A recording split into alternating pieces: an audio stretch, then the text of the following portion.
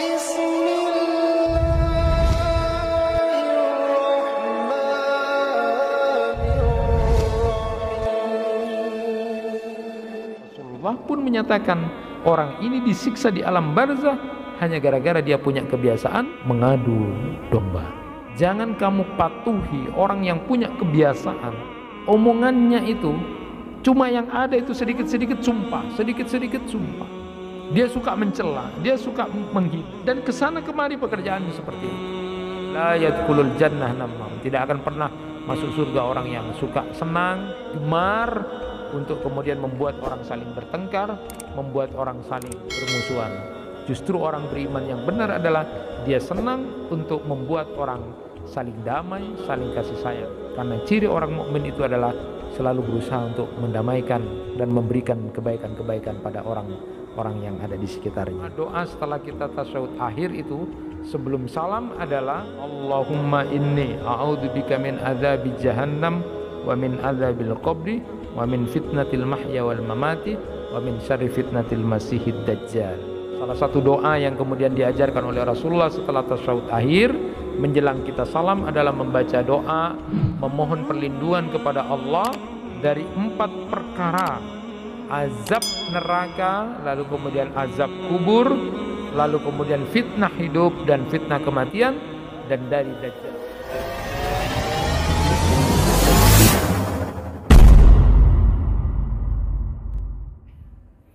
Assalamualaikum warahmatullahi wabarakatuh.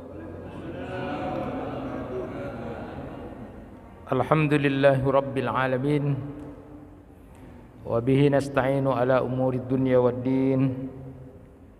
Ashhadu an la ilaha illallah wahdahu la syarika lah, wa ashhadu anna Muhammadan abduhu wa rasuluh. Allahumma salli wa sallim wa barik ala nabiyyina Muhammad wa ala alihi wa ashabihi ajma'in.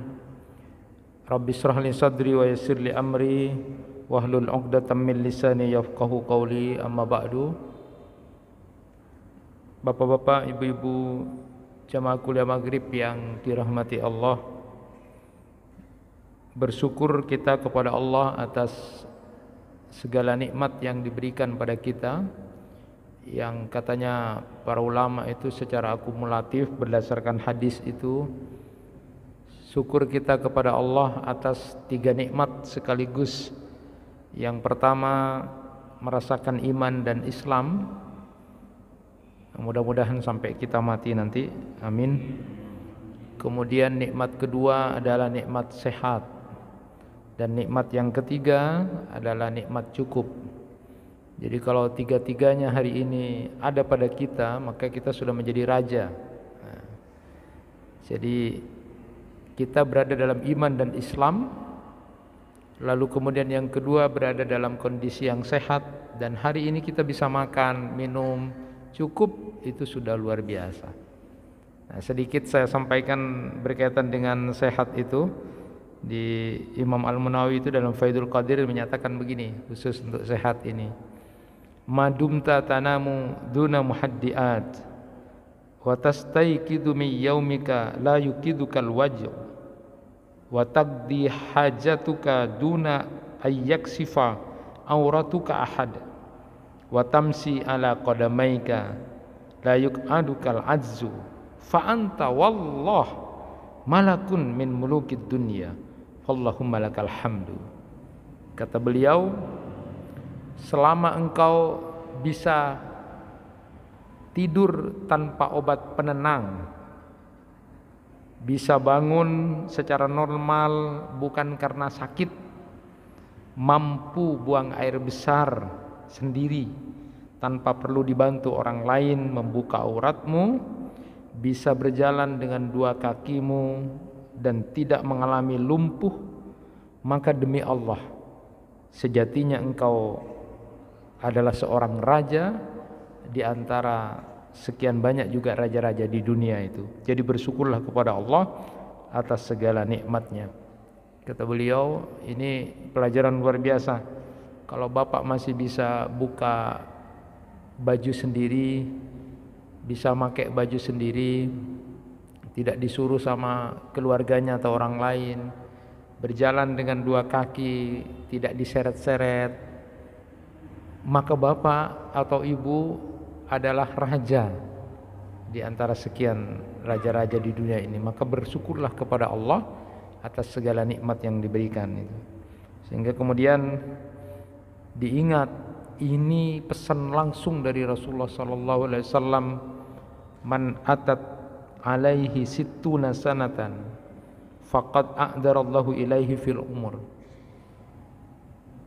Siapa yang sudah diberi umur sampai 60 tahun, maka tidak ada lagi alasan, tidak ada lagi uzur berbicara tentang masalah umur itu. Artinya kalau sudah umur 60 tahun wajib sudah melakukan ketaatan kepada Allah, fokus full. Jadi tidak ada reason lagi kalau sudah 60 tahun itu. Jadi kalau ada orang bilang, kalau saya nanti umur panjang saya mau begini. Jadi tidak ada reason lagi.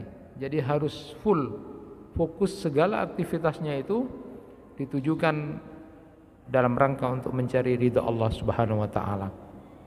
Itu orang yang sudah umur 60 tahun. Kenapa? Karena sudah banyak an-nadhir yang sudah datang. Jadi katanya Ibnul Jauzi itu, beliau menyebutkan an-nadhir itu sudah banyak datang kalau sudah umur 60 tahun itu. An-nadhir yang pertama adalah rambut sudah mulai putih, uban. Lalu kemudian an-nadhir yang kedua adalah sudah banyak yang rekan sejawat, rekan seangkatan yang sudah meninggal dunia. Lalu kemudian an-nadhir yang ketiga itu adalah sudah mulai sakit-sakitan.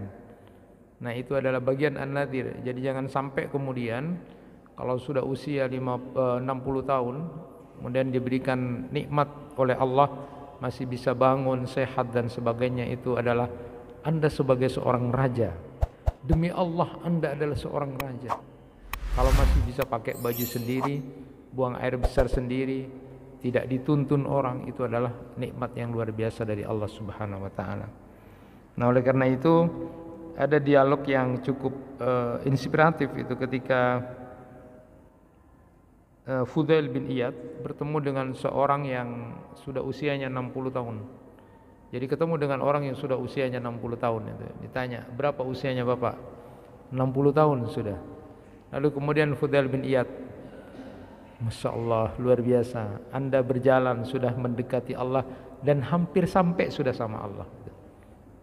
Lalu kemudian orang itu mengatakan, "Inna lillahi wa inna ilaihi raji'un."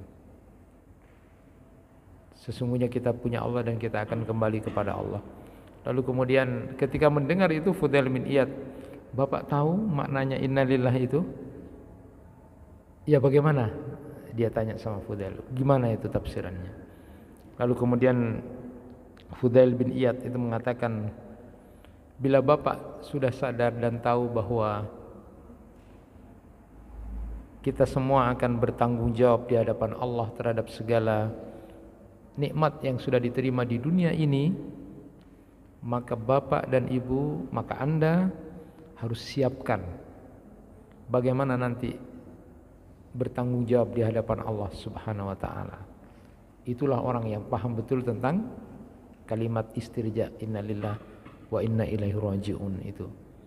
Lalu kemudian orang ini bertanya, "Lalu aku yang sudah 60 tahun ini harus bagaimana ya Fudail?" Ya. Dia tanya sama Fudail bin Iyad. "Gampang," katanya, "gampang." Ya. Lalu kemudian Fudail bin Iyad menasihati begini, "Tuhsinu fima baqiya yughfaru laka ma mauda wa ma baqiya. Fa innaka in asa'ta fima baqiya ukhitta bima mauda wa ma baqiya." Fudail bin Iyad kemudian menasihati, berbuat baiklah di usia 60 tahun, terus berbuat baik. Maka dengan itu nanti diharapkan dosa-dosa Anda yang sudah lalu dan yang akan datang itu akan diampuni oleh Allah Subhanahu wa taala. Namun manakala Anda sudah usianya 60 tahun masih tetap saja seperti yang dulu, suka maksiat, masih malas-malesan untuk taat kepada Allah, maka nanti Allah akan memperhitungkan dosa-dosa Anda yang sudah lalu dan dosa Anda yang akan Anda lakukan ini. Jadi itu nasihat dari Fudail bin Iyad. Memang masalah umur itu sudah dimulai perubahan itu di usia 40. Kalau di dalam Al-Quran itu disebutkan paling tidak peringatan itu di usia 40, dan kalau dalam hadis ini disebutkan usia 60 tahun. Jadi memang rentang waktunya sebentar kita itu. Jadi kalau di surat Al-Ahqaf ayat 15 itu kan paling tidak kalau sudah usia 40 tahun itu.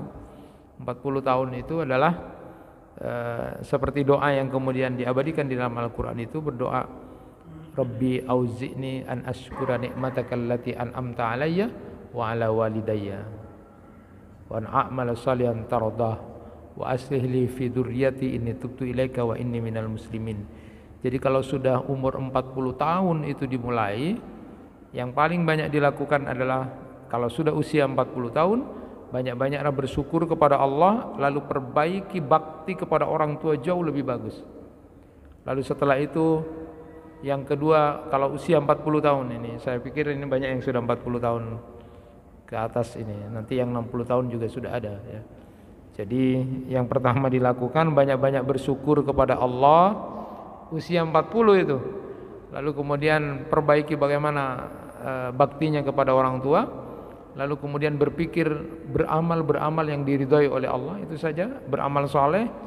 Lalu kemudian mikirkan anak cucunya. Jadi di usia 40 tahun itu sudah mulai mikirkan anak dan cucunya, bagaimana ini ke depan ya. Jangan malah bapaknya yang bermodel, ibunya bermodel, anaknya tidak dipikirin. Itu sudah ada yang begitu masih. Itu umur 40 tahun. Jadi mikirin anaknya, bagaimana nasibnya anaknya nanti, akidahnya, akhlaknya itu. Lalu kemudian banyak-banyak bertaubat, lalu banyak-banyak berpasrah diri pada Allah.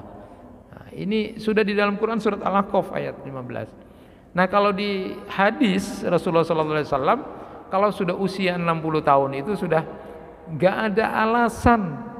Kok ini waktu muda dulu bilang nanti kalau sudah agak-agak gimana gitu kan. Kalau sudah agak sepuh, agak tua. Giliran kalau sudah tua, engkau leso lah Satya, tak bisa. Nah itu makanya nanti di hadapan Allah tidak ada lagi reason itu, tidak ada alasan. Jadi nikmat berupa kesehatan itu harus digunakan dengan sebaik-baiknya. Nah, jamaah yang dirahmati Allah, kajian kita kali ini adalah membahas tentang doa setelah tasyahud. Ada banyak doa-doa yang kemudian ditulis di kitab Al-Wabilus Shayyib itu setelah kita tasyahud akhir ya. Jadi kalau sudah innaka hamidum majid atau fil alamina innaka hamidum majid itu, lalu kemudian ada banyak doa yang boleh dibaca dan bisa dibaca sesuai dengan hadis-hadis Rasulullah SAW yang beliau tulis di kitab Al-Wabilus Shayyib ini. Di antara doa-doa tasyahud akhir itu, di antara doa-doa setelah kita tasyahud akhir itu sebelum salam adalah doa riwayat dari Abu Hurairah. An Abi Hurairah radhiyallahu an qala Rasulullah sallallahu alaihi wasallam idza tashahhada ahadukum falyasta'id billah min arba'in yaqul Allahumma inni a'udzubika min adzabi jahannam wa min adzabil qabri wa min fitnatil mahya wal mamati wa min syarri fitnatil masihid dajjal. Dari Abu Hurairah radhiyallahu an, Rasulullah sallallahu alaihi wasallam bersabda, jika salah satu dari kalian duduk tasyahud akhir, maka hendaklah dia berdoa memohon kepada Allah dari 4 perkara. Hendaknya dia berdoa setelah membaca innaka hamidum majid atau fil alamina innaka hamidum majid itu tasyahud akhir. Setelah tasyahud akhir, salah satu doa yang diajarkan adalah meminta kepada Allah 4 hal. Nah, 4 hal itu adalah berdoa kepada Allah Subhanahu wa taala agar kemudian dihindarkan dari yang namanya api neraka jahanam, itu yang pertama. Lalu kemudian yang kedua adalah azab kubur. Lalu kemudian yang ketiga adalah fitnah hidup dan fitnah mati. Dan kemudian yang keempat adalah fitnah Masih Dajjal atau Dajjal itu. Jemaah yang dirahmati Allah, jadi doa ini kita baca, salah satu di antara doa-doa yang boleh kita baca adalah bermohon kepada Allah setelah tasyahud akhir itu, memohon kepada Allah, meminta perlindungan kepada Allah dari 4 perkara ini. Mari kita baca bersama-sama dulu. Allahumma inni a'udzubika min adzabi jahannam wa min adzabil qabri wa min fitnatil mahya wal mamat wa min syarri fitnatil masihid dajjal. Ya, ada 4 itu yang kita minta kepada Allah Subhanahu wa taala. Jadi yang pertama adalah berdoa agar terhindar dari azab jahanam, neraka jahanam, dan itu sudah sering kita dengar bahasan tentang bagaimana neraka itu. Yang kedua yang nanti akan lebih saya perdalam lagi adalah tentang azab kubur. Kita bermohon kepada Allah agar terhindar dari azab kubur. Lalu kemudian kita berdoa kepada Allah dari fitnah hidup dan fitnah kematian. Jadi di sini disebutkan yaitu fitnah hidup itu adalah ujian-ujian hidup yang kira-kira membawa bencana pada kita. Kita berdoa kepada Allah terhindar dari itu. Termasuk juga adalah fitnah kematian saat ajal akan tiba, saat maut akan tiba. Jadi memang di sini disebutkan beda antara fitnah kematian dengan adab kubur. Jadi kalau fitnah kematian itu oleh ulama disebutkan adalah peristiwa-peristiwa menjelang kematian. Tapi kalau adab kubur itu adalah pada saat kita berada di alam barzah. Nah, kenapa kita berdoa untuk minta perlindungan kepada Allah dari fitnah-fitnah dunia ini atau fitnah-fitnah kehidupan ini? Luar biasa memang. Akan semakin dan bisa saja muncul. Apalagi kemudian fitnah kematian ini. Nah, fitnah kematian yang dalam hal ini adalah yang perlu diingat. Saya coba baca kitabnya Imam Al-Qurtubi itu, salah satunya di At-Tazkirah itu, beliau menyebutkan tentang bab setan mendatangi orang-orang yang mau meninggal dunia. Pada saat sakaratul maut itu setan itu mendatangi orang yang mau meninggal dunia itu, ya. Dan di situ yang ditakutkan adalah su'ul khatimahnya saat meninggal dunia. Nah, ini Bapak dan Ibu sekalian disebutkan bahwa saat seorang mau meninggal itu biasanya di kanan kirinya itu ada setan yang datang juga.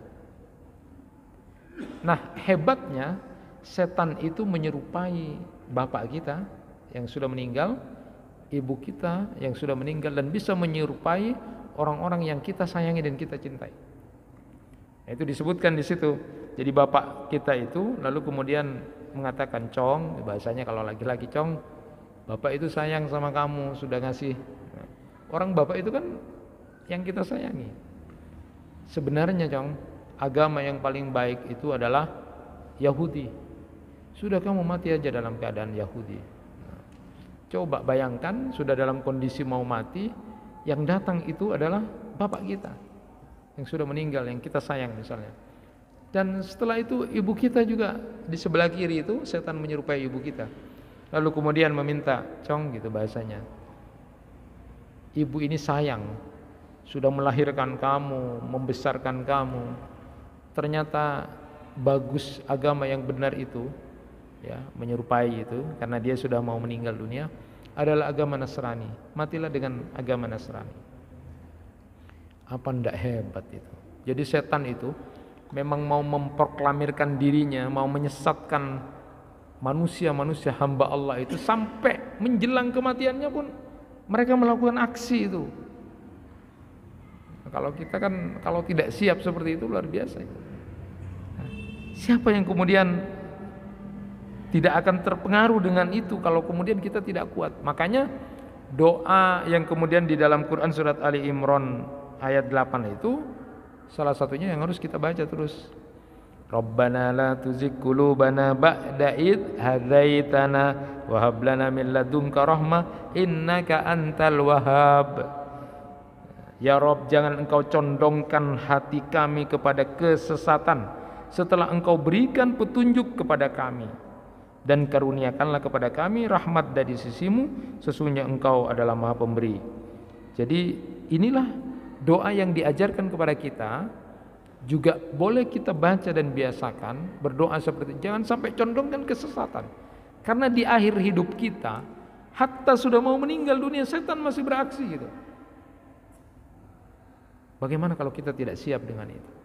Dan yang datang itu menyerupai orang-orang yang kita sayangi.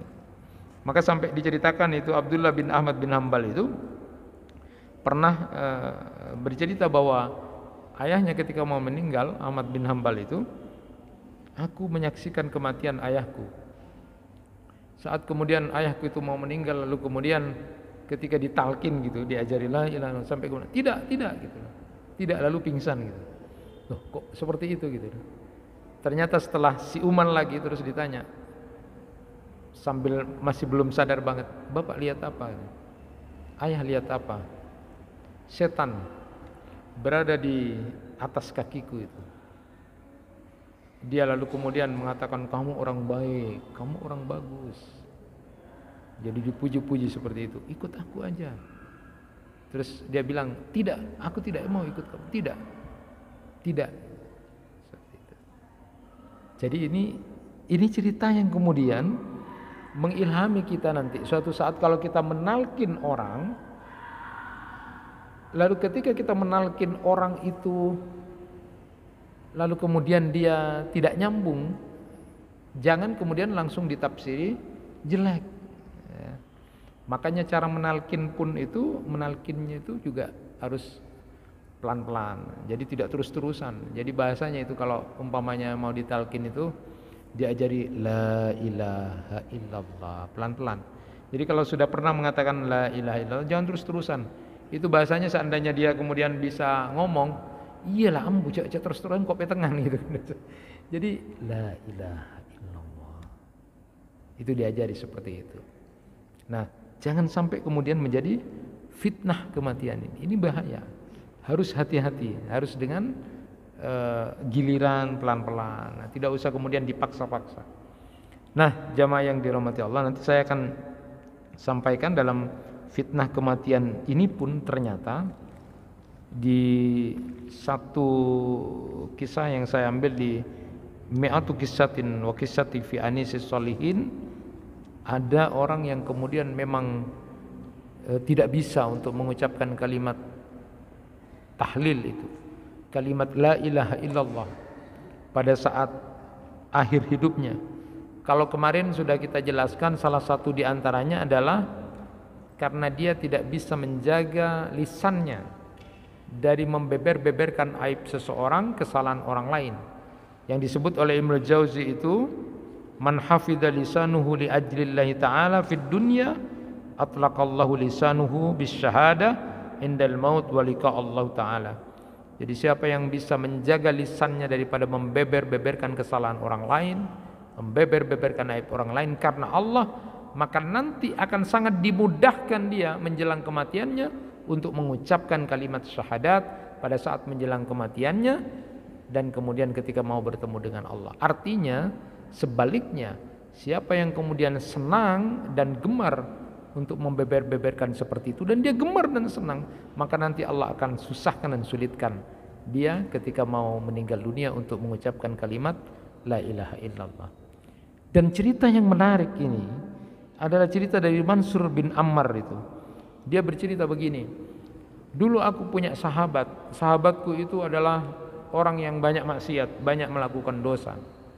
Tapi lalu kemudian suatu saat dia sadar, kelihatannya sadar, lalu kemudian dia puasa, dia sholat malam, bahkan terus itu dilakukan. Nah, suatu saat katanya Mansur bin Ammar ini, kok saya lama tidak melihat saudara saya itu, lama tidak kelihatan. Setelah itu lalu ditanya, ketika ditanya dijawab, sakit katanya. Oh sakit katanya.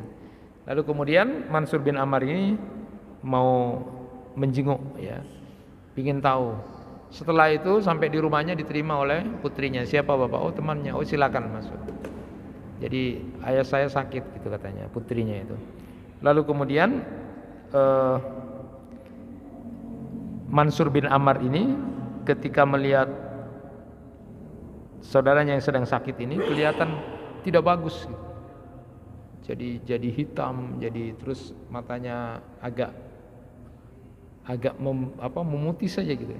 Pokoknya tidak bagus lah dilihat. Sampai sedih Mansur bin Ammar.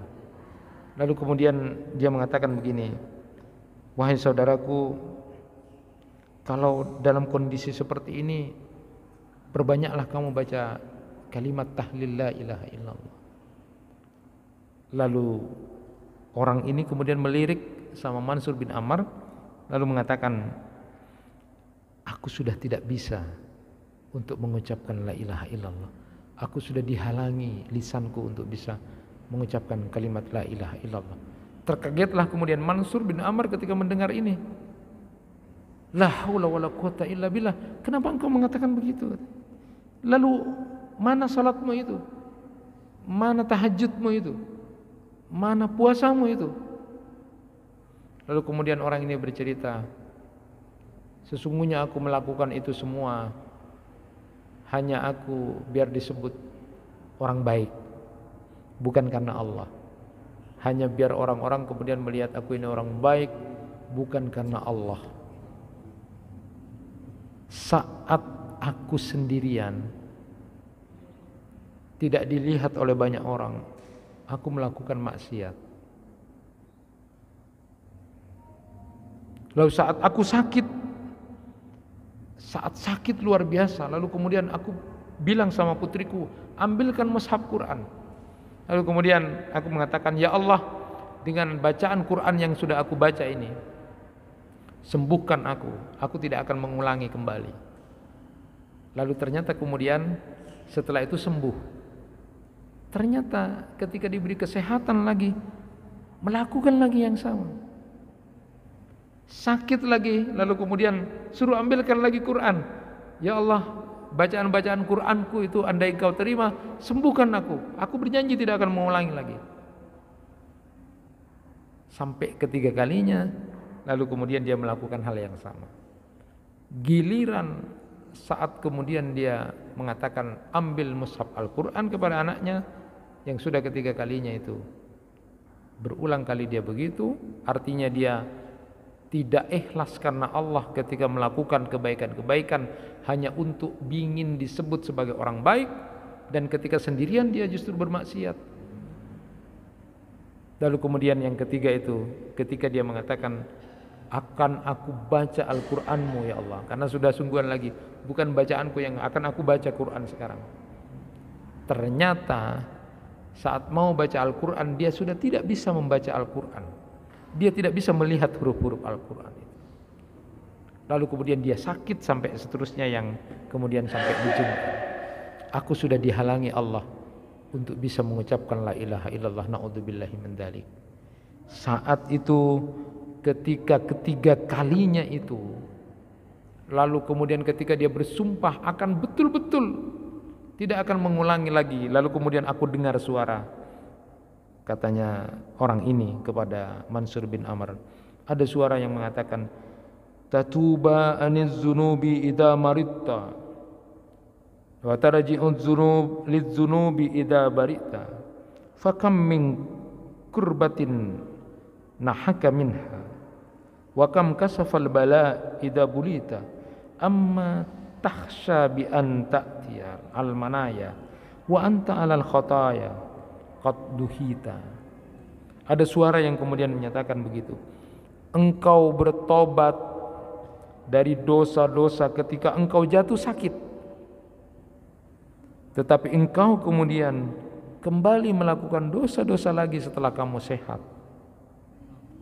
Entah berapa kali Allah telah menyelamatkan dirimu dari kesusahan, betapa seringnya Allah menghilangkan cobaan yang menimpa dirimu.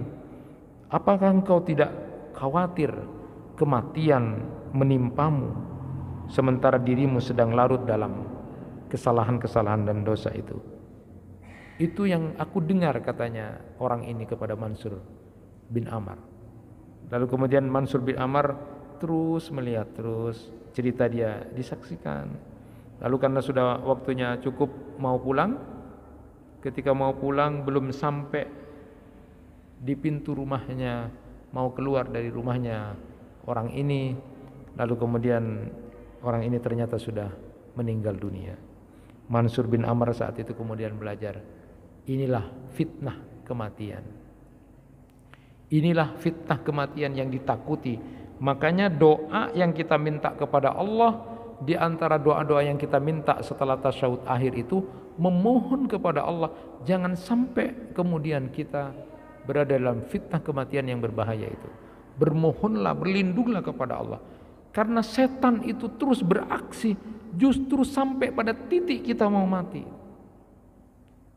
Dan itu bisa dibayangkan kalau kemudian kondisi, ada banyak cerita kemudian orang ketika kemudian dilarikan ke rumah sakit di satu tempat. Lalu kemudian karena dia percaya rumah sakit itu adalah yang bisa menyembuhkan dan lebih bagus daripada yang lain, dibawa ke rumah sakit yang bukan Islam.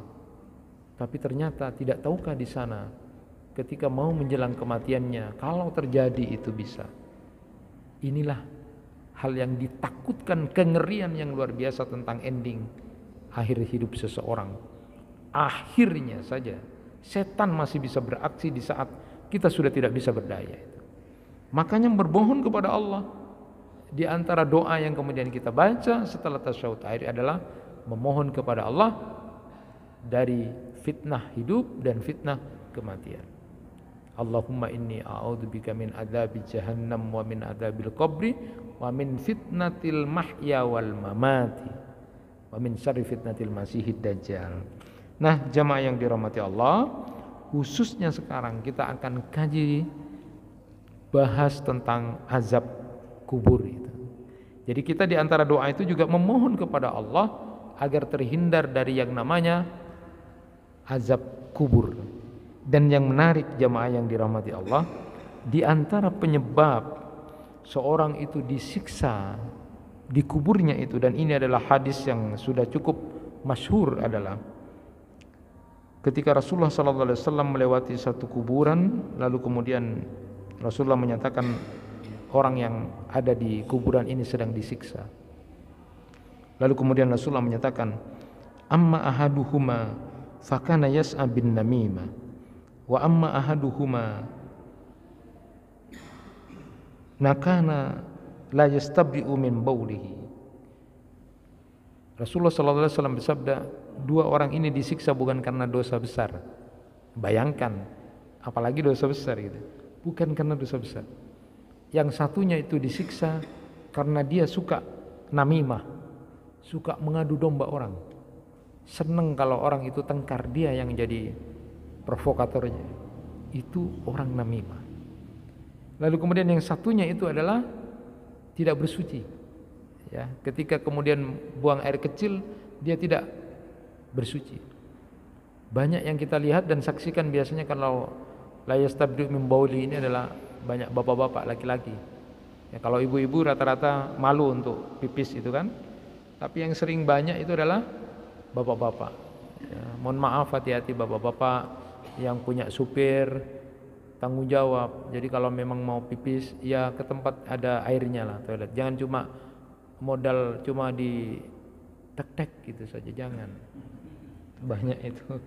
Inilah yang menyebabkan itu nanti di alam barzakh. Nah, yang menarik jamaah yang dirahmati Allah, ada yang menarik yang disampaikan oleh Ibnu Rajab Al-Hambali itu tentang ahwalul kubur.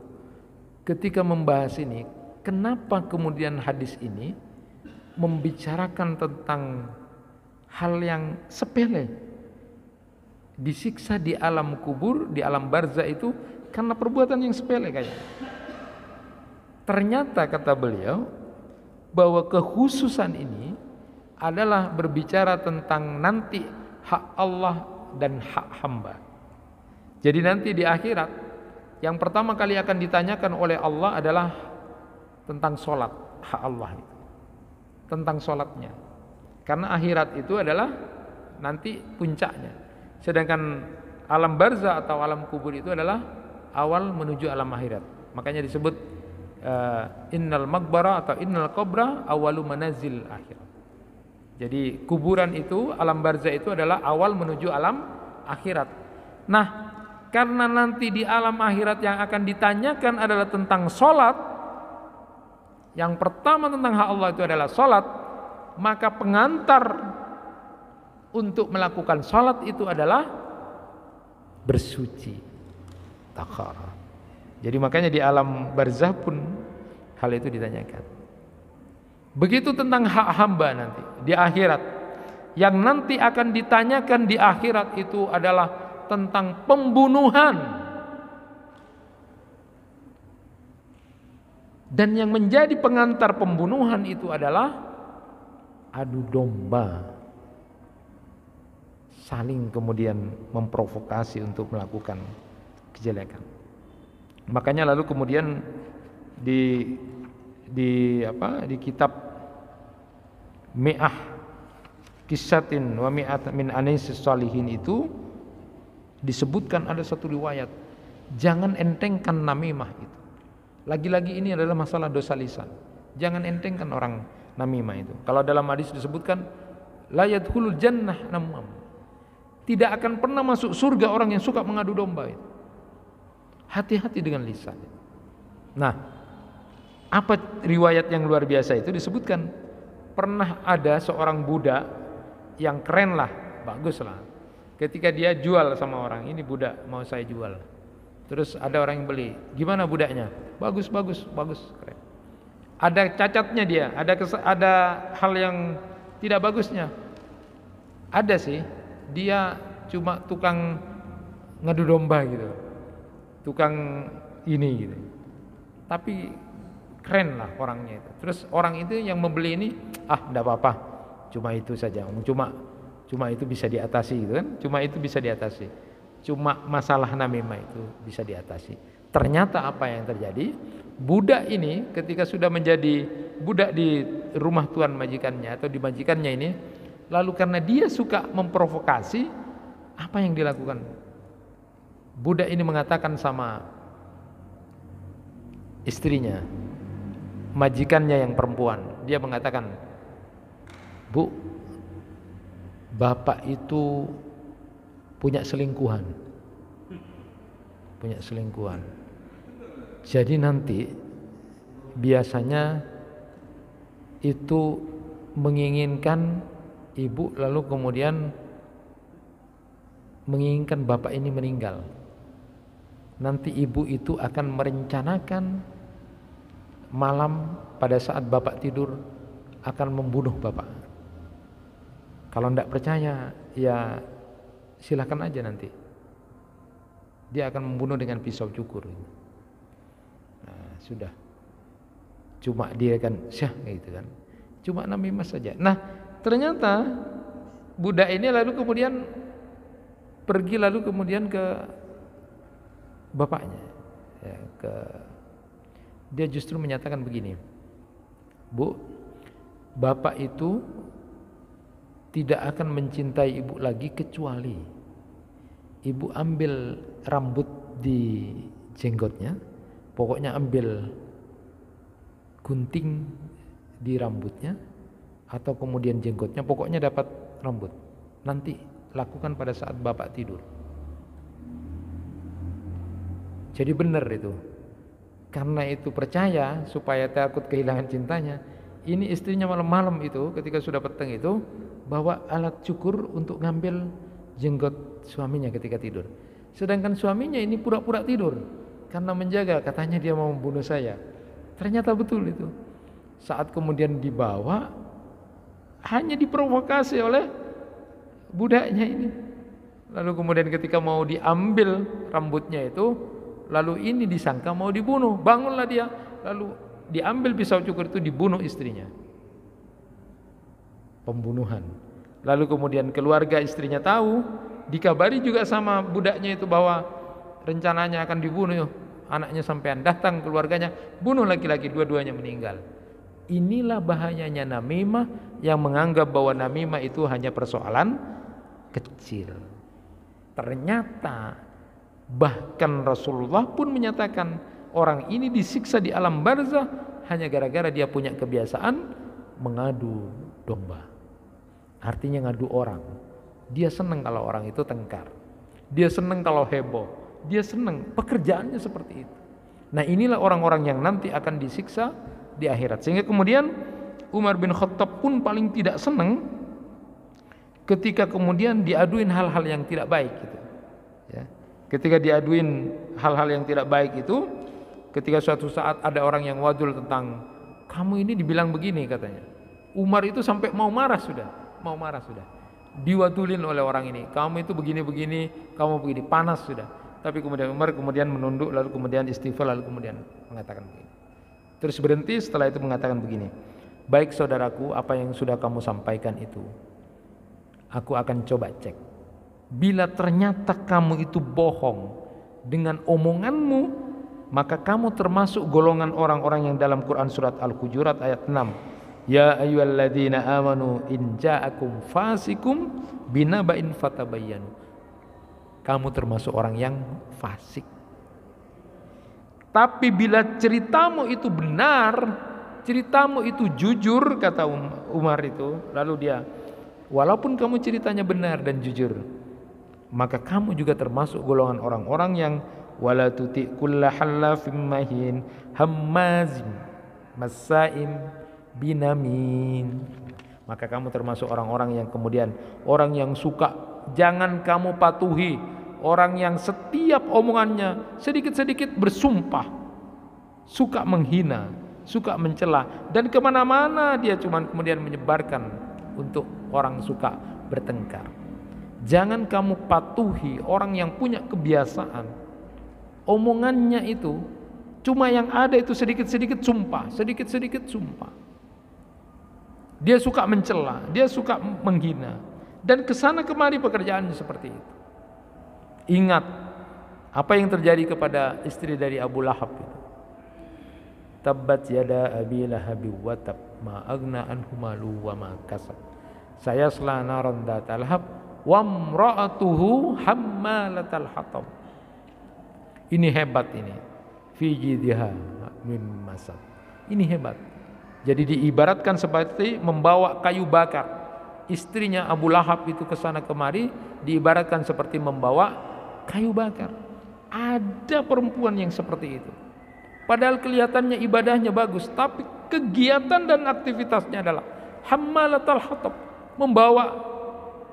seperti membawa kesana kemari seperti itu. Kalau bapak punya istri seperti itu ujian memang buat bapak. Tapi jangan sampai kasusnya seperti kemudian menyeret seorang suami ikut seperti itu.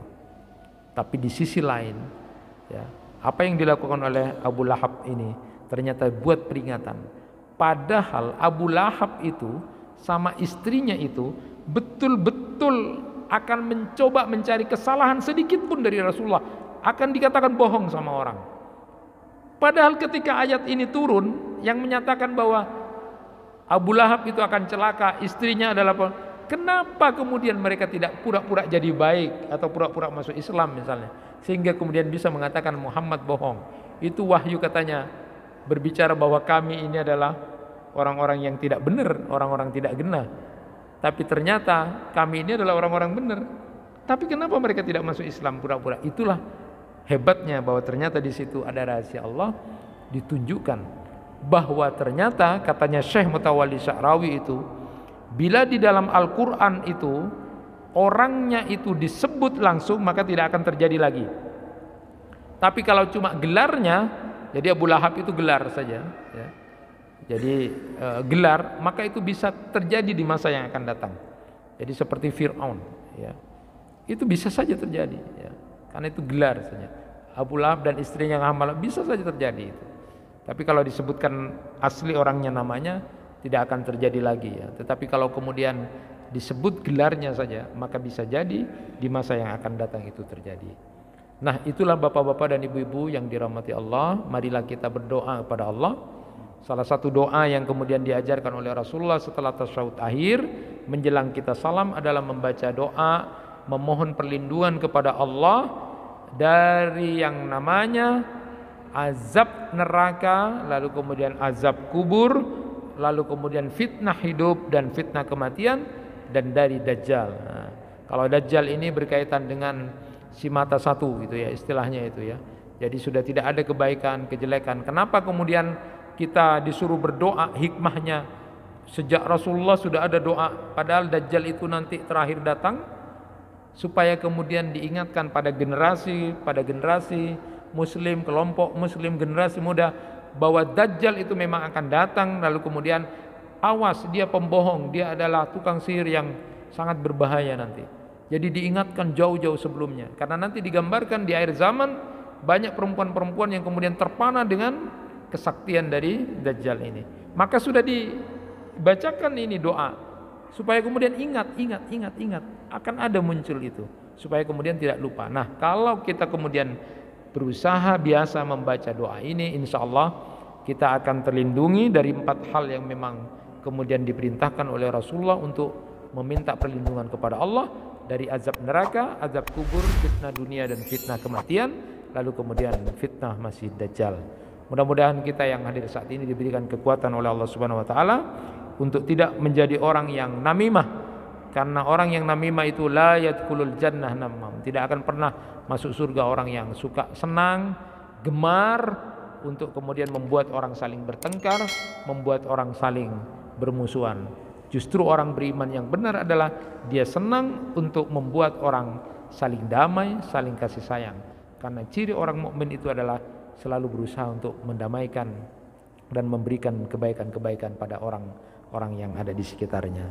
Itu yang bisa disampaikan, mudah-mudahan bermanfaat. Kurang lebihnya mohon maaf. Subhanakallahumma wa bihamdika, asyhadu an la ilaha illa anta, astaghfiruka wa atubu ilaik. Assalamualaikum warahmatullahi wabarakatuh.